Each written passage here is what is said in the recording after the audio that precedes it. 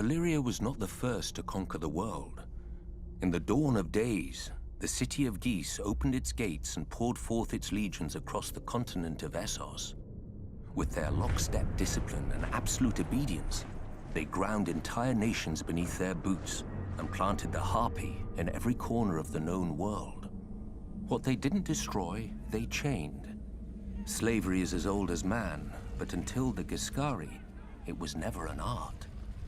The slave lords grew rich and fat as pyramids were raised around them, pleasure houses were filled, and fighting pits were opened. Nobody remembers if the waters around Ghis had names before the Empire, but ever since, we know them only as Slaver's Bay and the Gulf of Grief. Of Ghis, however, nothing remains but ruins, where end all great civilizations. 5,000 years ago, Valyrian shepherds stumbled on strange eggs, and within a few generations, an upstart Valyrian freehold rose across the sea. 5 times did the Giscari contend with Valyria, and 5 times did they go down in defeat. For the freehold had dragons, and the Empire had none. The best of their legions burned, the others broke. The brick walls of Ghis were pulled down, the streets and buildings turned to ash, and the very fields sown with salt, sulfur, and skulls. Yet the Empire was not wholly destroyed.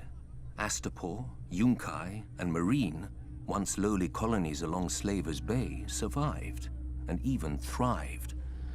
Valyria had watched the Giscari grow rich and powerful off the backs of conquered peoples, and now the self-styled freehold wanted its turn.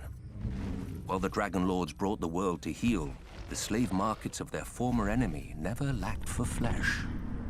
Lamenting the lost empire, the descendants of old Ghis grew rich and fat.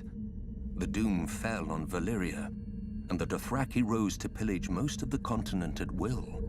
But gold-laden Astapor, Yunkai, and Meereen continue as they have for thousands of years, untouched. For even the Horse Lords understand what the Giscari taught Valyria so long ago. What good are slaves without slavers?